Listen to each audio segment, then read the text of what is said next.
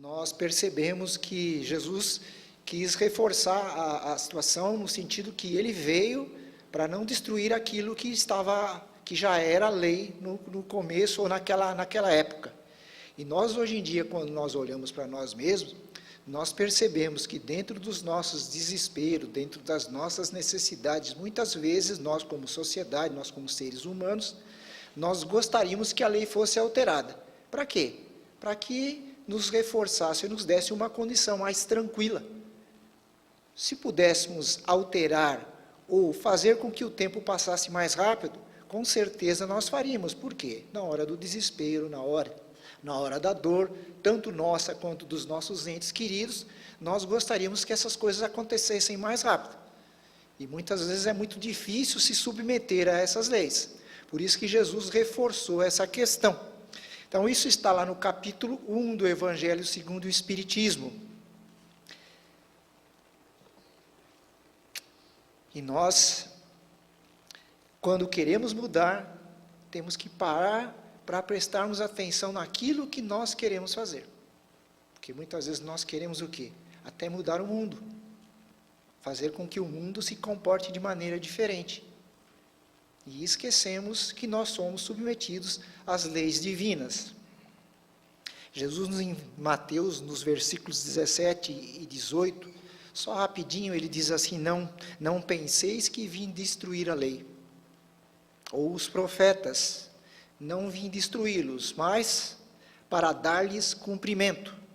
Porque em verdade vos digo que o céu e a terra não passarão por aqui, até que não se cumpra tudo o que está na lei, até o último J, até o último ponto, que é o que nós dizemos das reencarnações sucessivas. Nós precisamos dessas reencarnações sucessivas para nós pagarmos, ou que os nossos Js sejam colocados, até o último ponto. Kardec, inteligentemente, o que fez? Colocou logo no primeiro capítulo do Evangelho. Por quê? Porque ele não queria que se tivesse a dupla ou a falsa interpretação, a interpretação incorreta, achando que o Espiritismo veio para destruir a lei. E ele já coloca lá no começo essa citação de Jesus, para nós evitarmos que o Espiritismo veio destruir alguma coisa. Por quê? A lei dos homens nós podemos destruir, que é isso que nós tentamos fazer aí na sociedade, nós tentamos modificá-la. Nós temos o direito, conforme a sociedade vai se evoluindo, de alterar essa lei. Só que o que nós estamos falando aqui é da lei de Deus, e para alterá-la, somente Deus. Se nós tivermos condição de chegar até o Pai e dizer para Ele que existe algum equívoco, ou algum engano na sua lei, talvez nós pudéssemos até participar da modificação da lei, ou até da destruição da lei. Só que nós sabemos, como os filhos de Deus, que nós não temos essa condição ainda. E quando nós falamos de lei, nós temos as 3 revelações, assim colocada pela doutrina espírita e por Jesus, que já se falava lá no passado. A primeira de Moisés, a segunda do Cristo, e a terceira é o que nós dissemos aqui nos nossos sábados de manhã, o Espiritismo, que nós colocamos como consolador prometido por Jesus. Moisés, nesse sentido, o que ele promoveu? Ele promoveu um avanço nas ideias e nas práticas religiosas da época. Por quê? Porque tudo aquilo que vinha lá do Egito, ele inteligentemente teve que mudar. E quando nós falamos inteligentemente de Moisés, de Cristo e do Espiritismo na figura de Kardec, nós vemos aí pessoas extremamente inteligentes. Inteligentes no sentido de colocar alguma coisa onde a sociedade que está recebendo não receba com tantos problemas, com tantos nãos, com tantos contras. É nesse sentido que nós podemos dizer o seguinte, que Moisés, ele difundiu naquele sentido, naquela época, a ideia de um Deus único, porque se tinha naquele momento, naquela sociedade, a ideia de vários deuses, Deus do Sol, vários deuses que vinha já perpetuando por muito tempo. E assim, ele ofereceu para aquele povo, para aquela sociedade, um novo entendimento do Todo-Poderoso, um novo entendimento do Deus único. Combateu as tradições enraizadas, aquilo que o povo trazia durante muito tempo. Promulgou leis civis e disciplinares. Por quê? Porque além das leis de Deus, o povo precisaria de uma lei de comportamento humano entre aquela sociedade.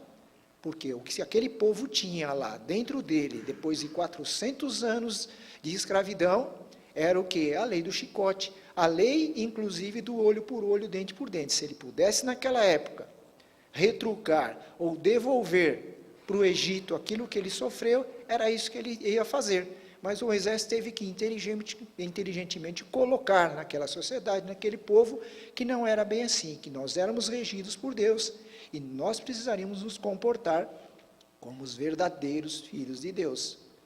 Tínhamos recebido aquilo como vamos dizer pagamento, eu não gosto muito dessa palavra, porque parece que a gente está apanhando, né? A gente sempre está devendo.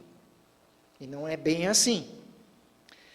E o que aconteceu? Essas leis disciplinares que ele colocou foram apropriadas àquele tempo, apropriadas àquele povo, porque era um povo rústico, um povo bruto, que não tinha ainda se colocado perante a sociedade.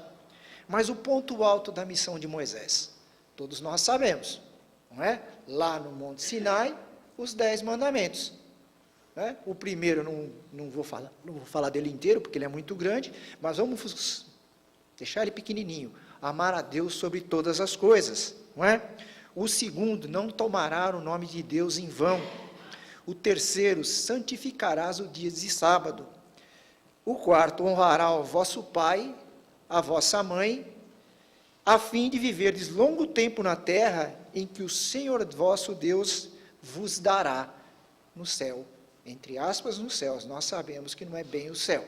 Não é? Nós vamos para mundos que nós conquistarmos. O quinto, não matarás. O sexto, não cometerás adultério. Quando nós falamos de adultério, a gente acha que é só homem e mulher. Não é nada disso. Também o é. Não é? Tudo aquilo que se altera. Tudo aquilo que está dizendo tem que ser assim, e nós fazemos diferente. Vamos lá. Não roubarás, que é o sétimo. O oitavo, não dirás falso testemunho contra o vosso próximo. Difícil hoje em dia, nessa sociedade que nós vivemos. Não desejarás a mulher do vosso próximo, que é o nono. E o décimo, não cobiçarás a casa do vosso próximo, nem o seu servo, nem a sua serva, e nem o seu boi, nem o seu asno, nem qualquer das coisas que lhe pertençam. Tem uma divisão aí nos 10. Do 1º ao 4, são os compromissos do homem para com Deus. Do 5º ao 10º, são os compromissos do homem para com o homem. Não é? São os compromissos que nós temos perante o Pai, e os compromissos que nós teremos perante a sociedade, perante entre nós aqui. Como é que nós vamos viver bem?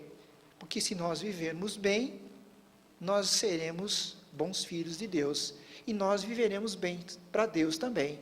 Então não basta ser bom com Deus, né? Ajoelhar, rezar e sairmos aqui do Irmã Maria hoje, hora que nós vamos ir embora, e tudo volta ao normal. Podemos nos tornar agressores, irritantes, pessoas estúpidas no trânsito. Não é?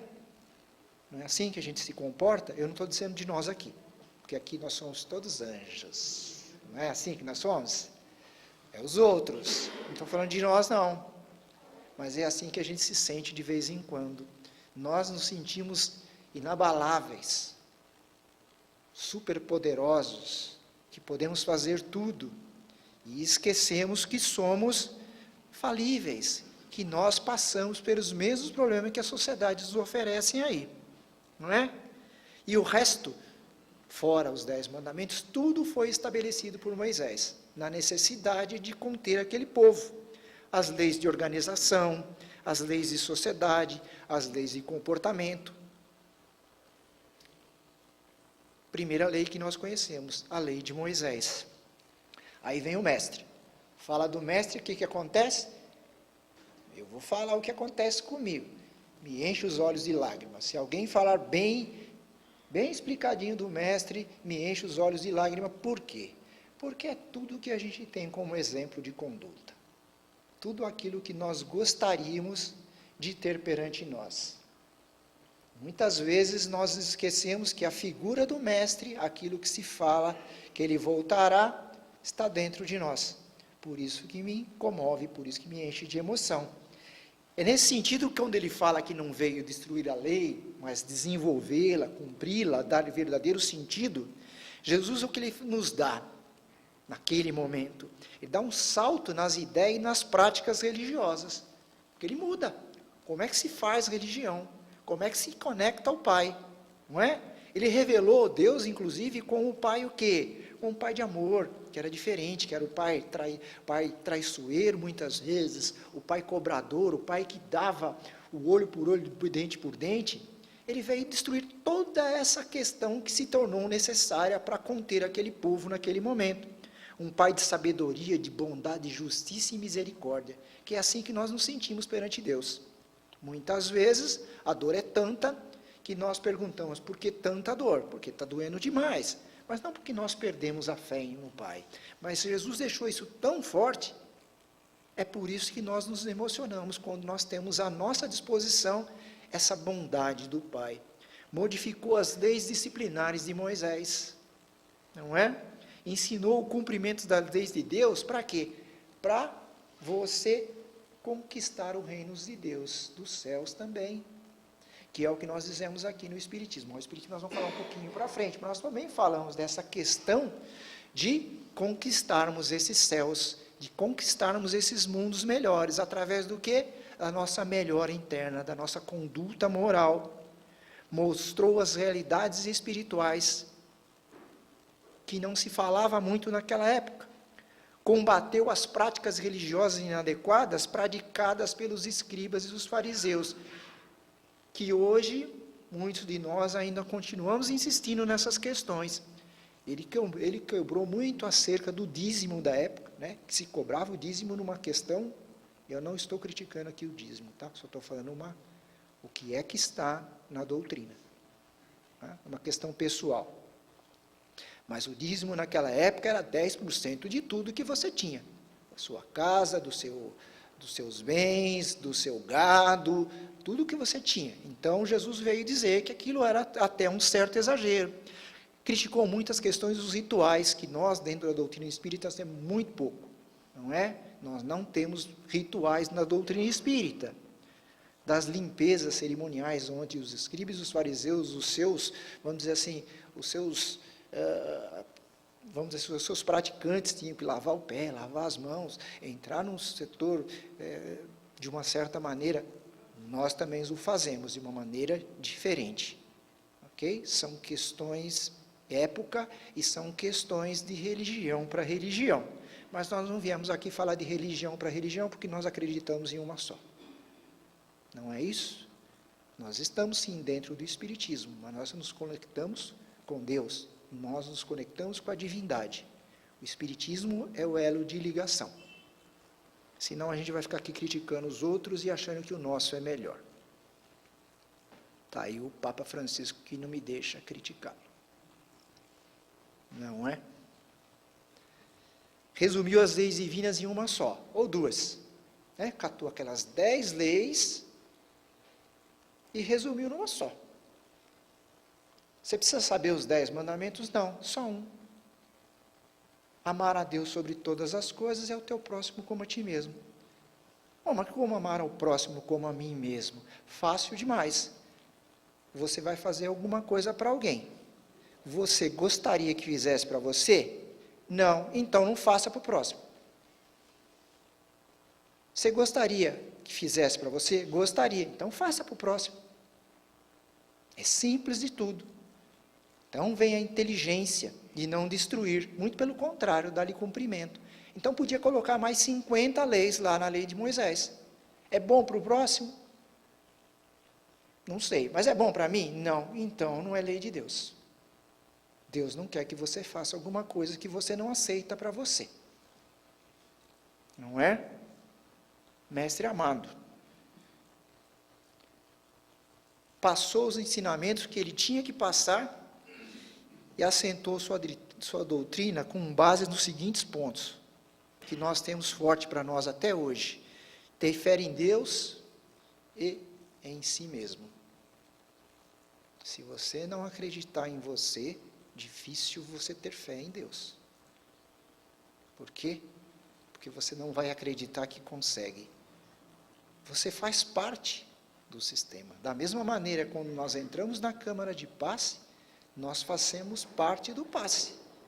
Então, nós temos que contribuir com essa questão de acreditar em Deus. Nós temos que acreditar em nós mesmos.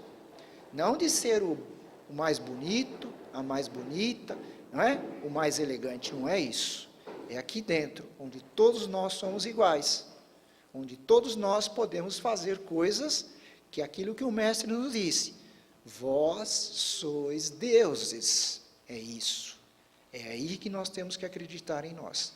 Que nós temos a capacidade de transformar coisas em nosso favor. E que essas coisas em nosso favor dependem de ser em favor de uma sociedade. Mestre inteligente, não é?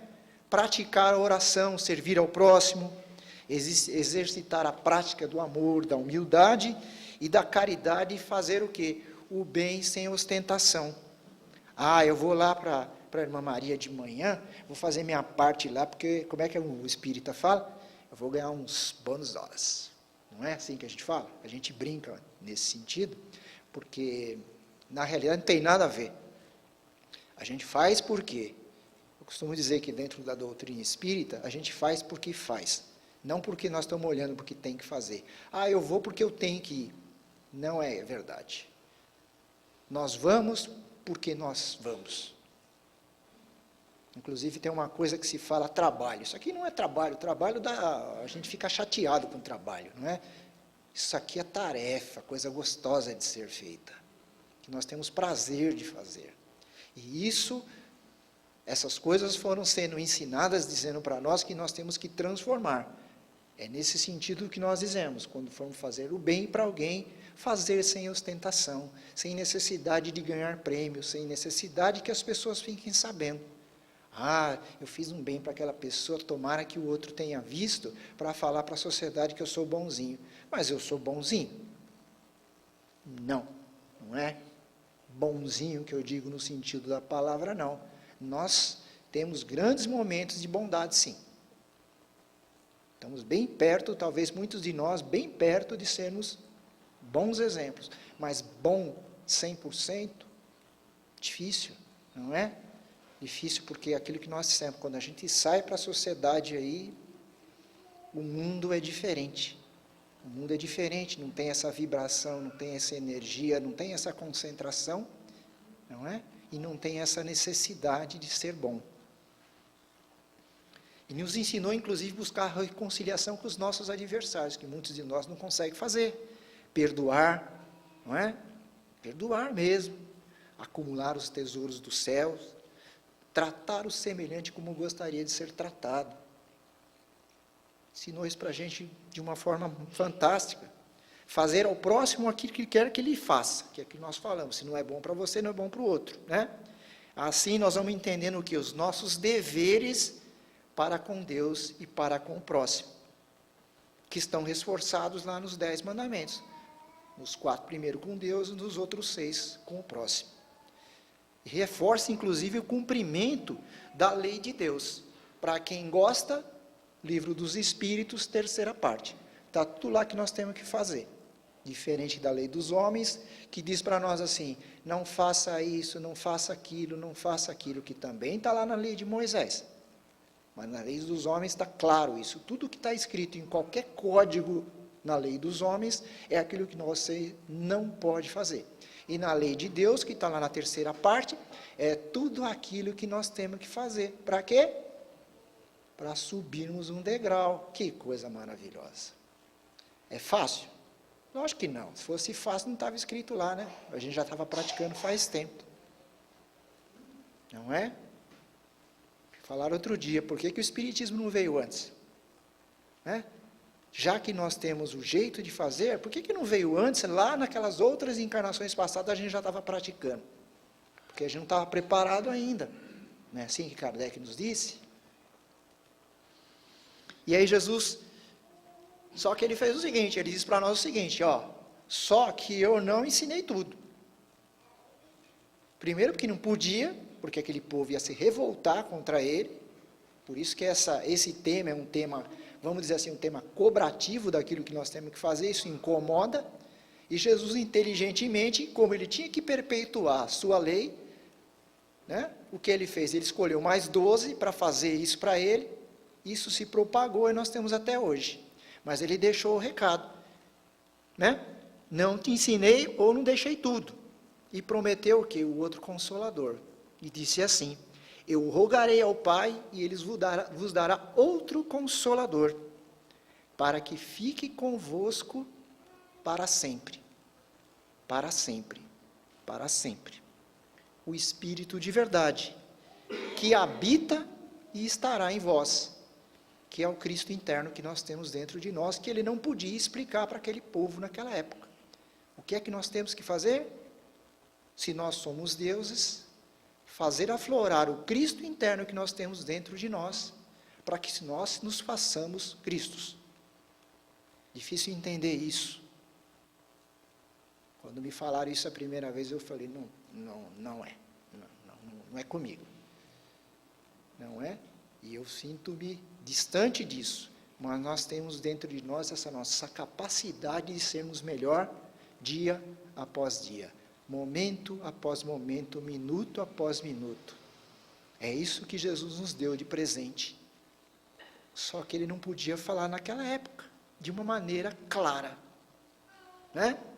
E o Espiritismo nos possibilitou essa melhor compreensão de que Jesus nos quis dizer. Que Deus é criador de todas as coisas, materiais e não materiais. Que são as coisas espirituais. Não é? Que o Pai rege a obra da criação com os atributos de amor, de bondade, de sabedoria, justiça e misericórdia.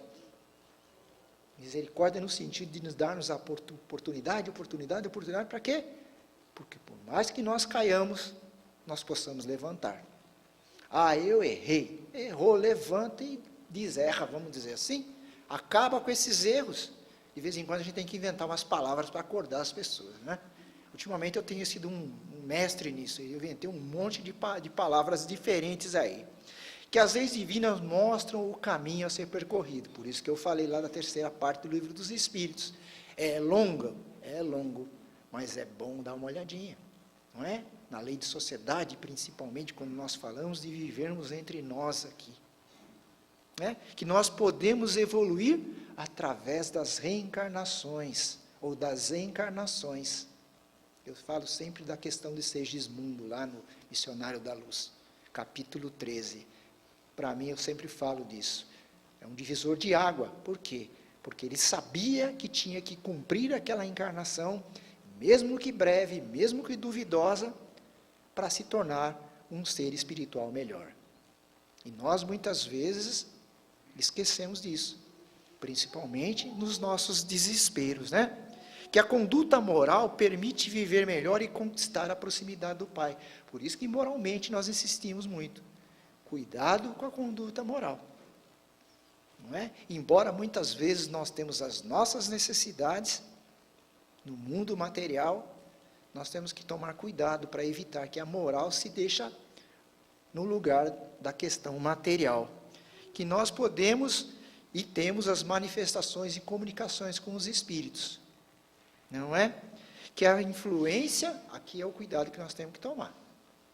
Não sei que pergunta que é do Livro dos Espíritos, que as influências dos espíritos exercem sobre nós podem ser boas ou más. A questão do Livro dos Espíritos é, os espíritos podem exercer, como é que é a pergunta? Se eles exercem influência sobre nós, é isso, né? A resposta é assim, mais do que imaginastes. Mas aí é que está, se eu estou aqui dentro, num lugar bom, numa conexão boa, qual é a influência dos espíritos? Boa. Agora, se eu estiver num lugar que só tem influências negativas, vão ser influências negativas, se eu deixar. Senão, eu não posso ir para lugar nenhum. Por isso que nós temos que estar conectados conosco mesmo. Né? Vigilantes.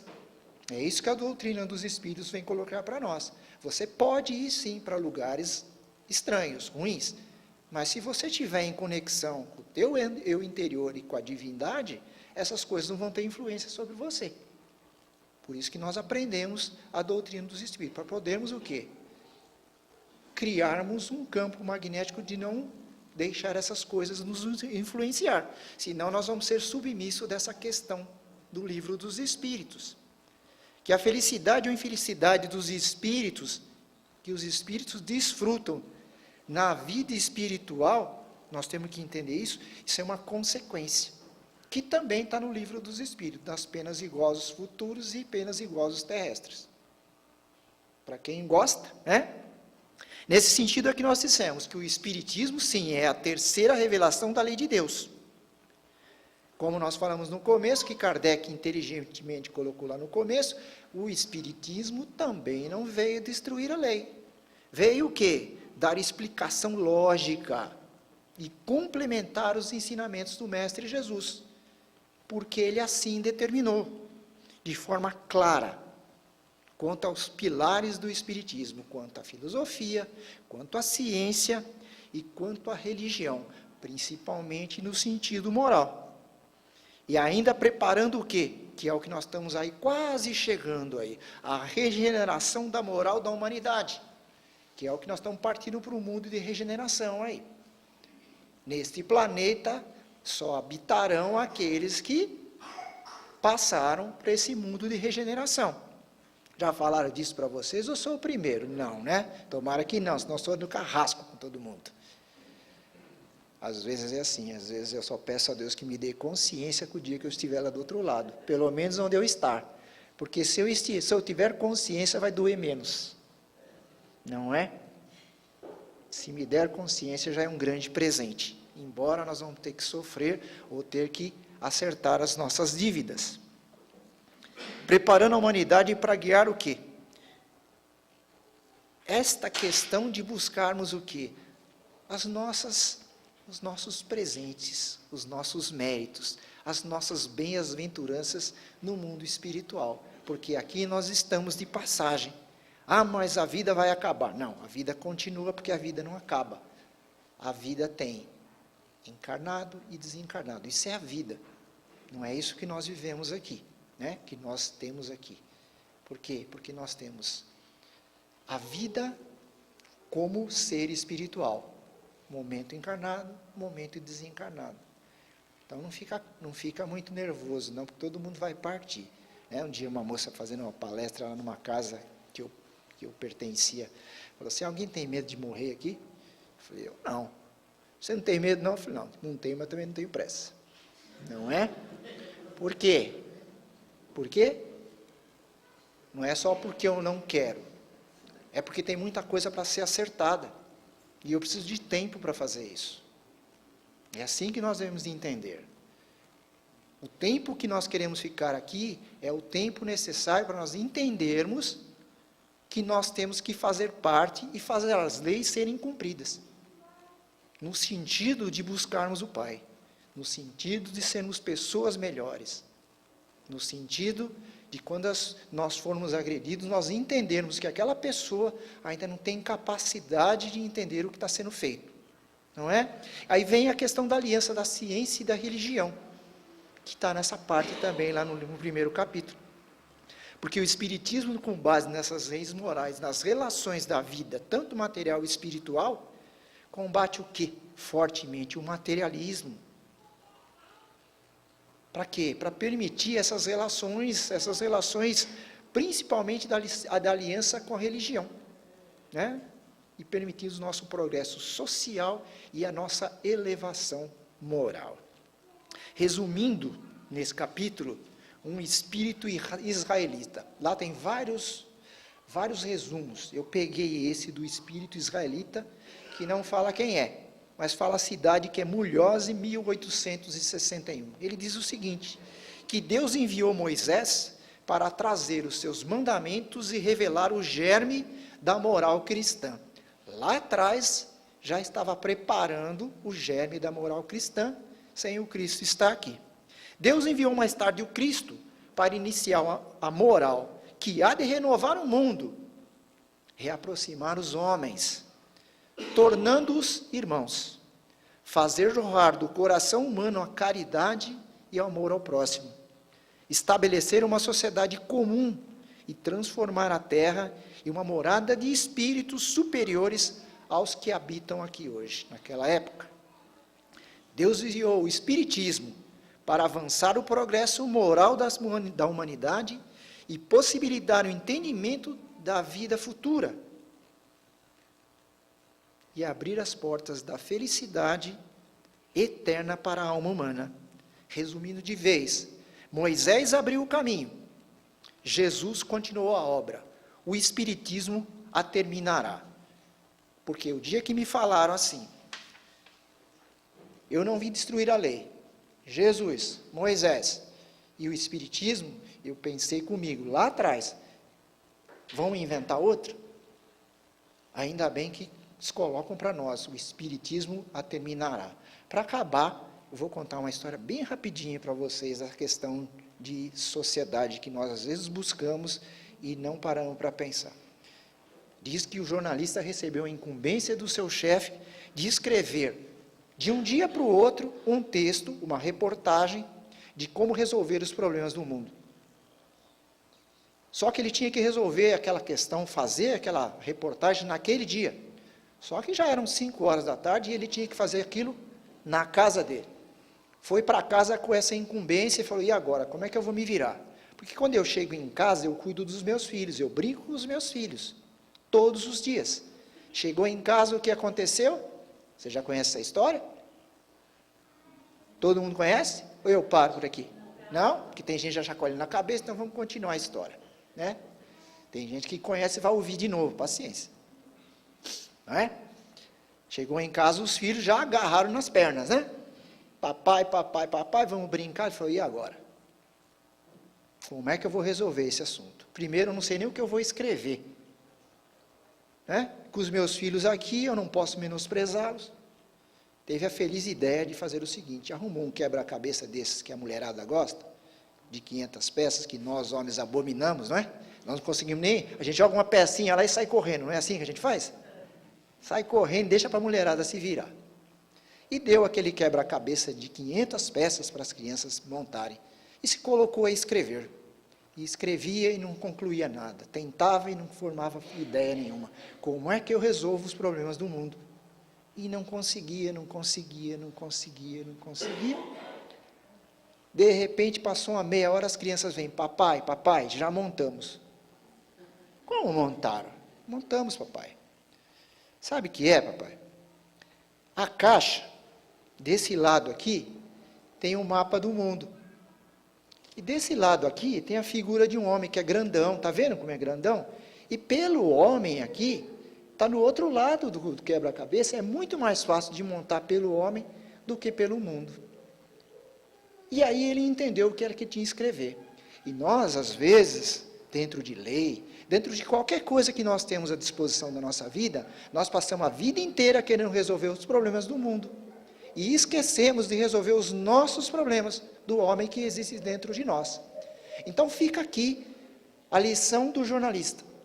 Todas as vezes que nós estivermos desesperados com os problemas do mundo, com o problema do próximo, procure resolver o seu problema primeiro. Porque você vai se fortalecer e vai conseguir ajudar o mundo. E vai fazer parte do mundo. E vai fazer parte do todo. Porque não existe todo sem parte. Muita paz e muita luz a todos. Obrigado pela aula.